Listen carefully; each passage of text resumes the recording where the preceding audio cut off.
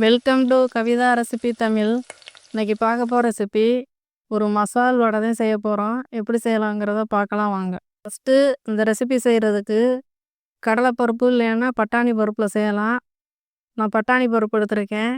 ஏன்னா பட்டாணி பருப்பில் செய்கிறப்ப நல்லா ஒரு ருசியாக இருக்கும் மசால் வடை. நீங்களும் இந்த மாதிரி செஞ்சு பாருங்கள். எப்படி செய்யலாங்கிறத பார்க்கலாம் வாங்க. இப்போ 2-3 தடவை கழுவிட்டு நல்லா ஊற வச்சுக்கலாம். ஒரு 4 மணி நேரம் 5 மணி நேரம் ஊறட்டும். இது கொஞ்சம் லேட் ஆகும் இந்த பருப்பு ஊறுறதுக்கு. கடலைப்பருப்புனா கொஞ்சம் முன்னாடியே அரைச்சிடலாம். இப்போ இந்த பருப்பை ஊற வச்சு ஒரு 4 மணி நேரம் கழிச்சு இப்போ 4 மணி நேரம் ஆயிடுச்சு. இதை மிக்ஸி ஜாரில் அரைச்சி எடுத்துக்கலாம். இப்போ இது கூட சேர்க்குறதுக்கு கொஞ்சமாக இஞ்சி எடுத்து வச்சுருக்கேன் 2 துண்டு, 2 பச்சை மிளகா, சீரகம், சோம்பை விட சீரகம் கொஞ்சம் கம்மியாக எடுத்துக்கோங்க. சோம்பு ஒரு 1/2 டீஸ்பூன், பூண்டு ஒரு 2 பூண்டு. இதை வச்சு தான் நம்ம செய்ய போகிறோம். இப்போ மிக்ஸி ஜாரில் இதை ஒன்று ஒன்றா சேர்த்துட்டு இப்போ இந்த கடலைப்பருப்பு ஊற வச்சுருந்த கடலைப்பருப்பை தண்ணியே இல்லாமல் எடுத்துட்டு இப்போ சேர்த்துக்கலாம். சேர்த்துட்டு இப்போ தண்ணி ஊற்றாமல் அரைச்சிட்டு வரலாம். இப்போ தண்ணி சேர்க்கலை, மிக்ஸி ஜாரில் அரைச்சாச்சு. இது கூட சேர்க்குறதுக்கு பெரிய வெங்காயம் பொடியாக கட் பண்ணி எடுத்து வச்சுருக்கேன். ஒரு பச்சை மிளகா, கருவேப்பிலை கொஞ்சம் பொடியாக கட் பண்ணி வச்சுருக்கேன். எவ்வளோ செய்கிறீங்களோ அதுக்கேற்ற மாதிரி கூட்டி குறைச்சி எல்லா பொருள்களையும் கூட்டி குறைச்சி சேர்த்துக்கோங்க. அந்த மாதிரி நான் பெரிய வெங்காயம் ஒரு வெங்காயம் எடுத்திருக்கேன். அதை விட சின்னதாக இருந்தால் நீங்கள் 2 பெரிய வெங்காயம் எடுத்துக்கோங்க. இப்போ ஒன்று ஒன்றா சேர்த்துக்கலாம். இப்போ அந்த மாவோட இப்போ பொடியாக கட் பண்ணி வச்சுருக்க வெங்காயத்தை சேர்த்துட்டு கருவேப்பிலை, பச்சை மிளகா, பெருங்காயத்தூள் ஒரு 1/2 டீஸ்பூன், உப்பு. இதை வச்சு நல்லா மிக்ஸ் பண்ணிக்கோங்க. அந்த மாவோட நல்லா கலந்துக்கணும். அப்போ தான் நல்லா வடை தட்டுறதுக்கு வரும். நல்லா கலந்துட்டு இப்போ ஸ்டவ்வை பற்ற வச்சு ஒரு கடாயை எடுத்துக்கோங்க. கடாய் நல்லா சூடானதுக்கு பின்னாடி தேவைக்கேற்ற மாதிரி எண்ணெய் சேர்த்துக்கோங்க. எண்ணெய் நல்லா சூடாகணும். சூடாகிடுச்சானும் ஒரு சிறிதளவு இந்த மாதிரி கொஞ்சமாக மாவு எடுத்து செக் பண்ணி பார்த்துக்கோங்க. இப்போ எண்ணெய் நல்லா காஞ்சிடுச்சு. ஸ்டவ்வை லோ ஃப்ளேமில் வச்சுட்டு இப்போ இந்த மாவை எந்தளவு செய்கிறோமோ அந்தளவுக்கு உருண்டையை உருட்டிட்டு இந்த மாதிரி விரலை வச்சு அழுத்தி இந்த எண்ணெயில் சேர்க்கணும்.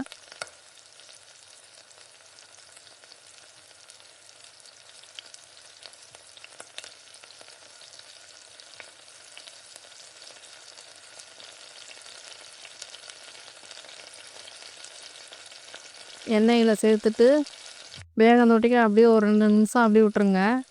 அந்த எண்ணெயோட சலசலப்பு குறையிறப்ப தான் அந்த வெந்துடுச்சுன்னு அர்த்தம். இப்போ பின்னாடியும் எல்லாம் இந்த வடையை திருப்பி திருப்பி போட்டு நல்லா பொன்னிறமாக வரந்தோட்டிக்கு நல்லா வேக வச்சுக்கோங்க. ஸ்டவ்வை கூட்டி வச்சுருந்தீங்கன்னா உள்பக்கம் வேகாது, வெளியில் வெந்திருக்கும்.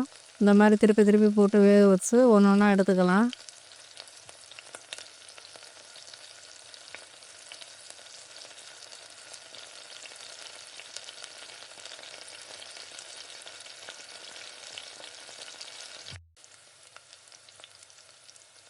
இப்போ வடை வந்துச்சு. இந்த தட்டில் மாற்றி எடுத்து வச்சுக்கலாம்.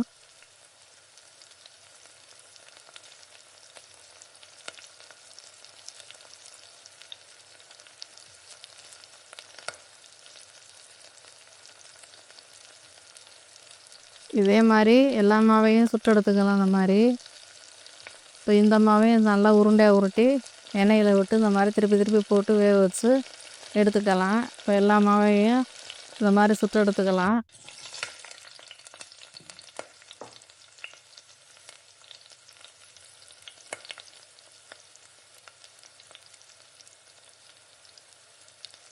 இப்போ ஒரு அருமையான மசால் வடை ரெடி ஆயிடுச்சு. நீங்கள் குழந்தைங்க ஸ்கூல் விட்டு வர்றப்ப ஈவினிங் டயத்தில் இந்த மாதிரி ஸ்நாக்ஸாக கூட செஞ்சு கொடுக்கலாம். நீங்கள் இந்த மாதிரி புளி சாதம், லெமன் சாதம், இந்த மாதிரி சாப்பாட்டுக்கு கூட, தயிர் சாதத்துக்கு கூட மசால் வடை செஞ்சு சாப்பிடலாம். இந்த வீடியோ பிடிச்சிருந்தா லைக் பண்ணி ஷேர் பண்ணுங்கள். மறக்காமல் சப்ஸ்கிரைப் பண்ணிடுங்க.